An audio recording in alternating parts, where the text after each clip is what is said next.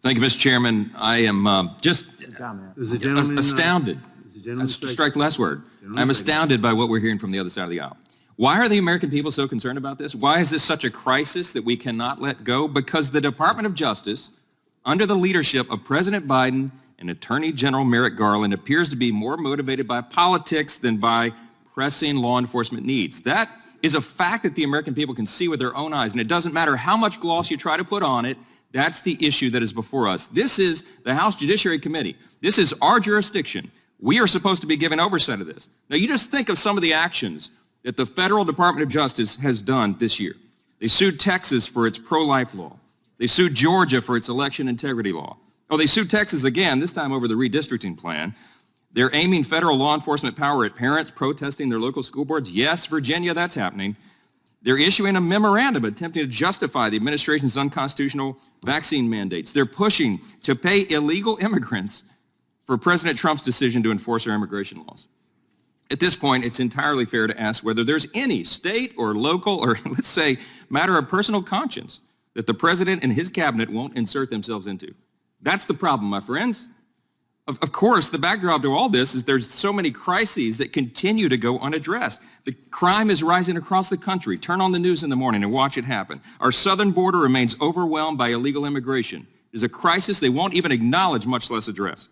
The federal and private property is being vandalized nightly. U.S. senators are being harassed in restrooms at their private homes. This thing is out of control. And millions of Americans are rightly concerned that instead of addressing all these pressing needs facing the country, this is the DOJ's job. What are they doing instead? Well, they're using the DOJ as a tool to advance far-left policies. They're attacking Republican-led actions, state actions. They're further eroding the free will of the American people.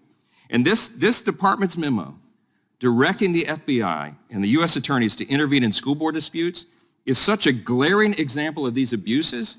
That is why we won't let it go. That's why we draw attention to it. We've heard it repeated over and over. The memo was issued just 5 days after the National School Board Association sent a letter to the White House referring to concerned parents as, quote, domestic terrorists and perpetrators of hate crimes. Guess what? The Attorney General said that was the basis for his memo. That was under oath, my friends. That was in the record of this hearing. Go pull the transcript if you've forgotten it. You treat American parents as domestic terrorists? That's outrageous, but it gets even worse. Now we've learned, yes, the FBI's counterterrorism division is using a threat tag to track and target parents who speak out against school policies. And what's Attorney General Garland doing? He testified the day after that directive was issued, right here before all of us, under oath. He said the Department of Justice isn't targeting parents. We've heard his quote so many times. Did he mislead us? Or did he actually not know what the two largest divisions of the Department of Justice are doing about one of the highest profile issues in America today? There's only two possibilities.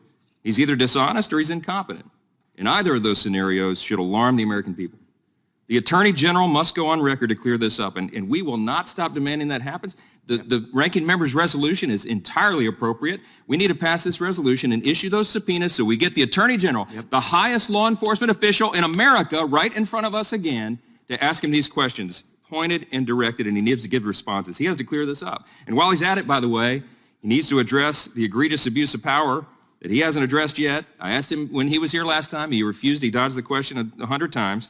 His own family has a direct financial interest in selling the curriculum materials, critical race theory and otherwise, that parents are going to their local school board meetings to protest. And these are the parents that he deployed the full weight of the Department of Justice against. I'm telling you, this is so outrageous. And the idea that he refuses to submit to a simple federal ethics inquiry about this is just beyond us. Look at this placard. 48 days. 48 days. No response is required or requested by this chairman and the Democrat majority. It's outrageous. I yield to the ranking member. I appreciate the gentleman. I would just, we've heard from the other side, the gentleman from Rhode Island said this is ridiculous. The gentlelady from Pennsylvania said it's false. It's a conspiracy theory. Well, if all that's true, why have 17 states left the National School Board Association? Exactly. If all that's true, why did the National School Board Association apologize for the letter that was the catalyst for all of this? I think that's a pretty obvious question that a lot of people would kind of want to know the answer to. And if Mr. Garland says they're not doing it, why is the National Security Division? These are the questions we need to ask, but unfortunately the Democrats won't let it happen. I yield back to the gentleman. Appreciate his. I thank the ranking member. Yield to the gentleman from Florida. I would just say it's quite rich to hear the folks that brought you the Russia hoax talk about conspiracy theories. Maybe in a few years, Mr. Swalwell will want to bring up the Russia hoax as a cold case. I yield back. Wow. Yield back. Gentlemen,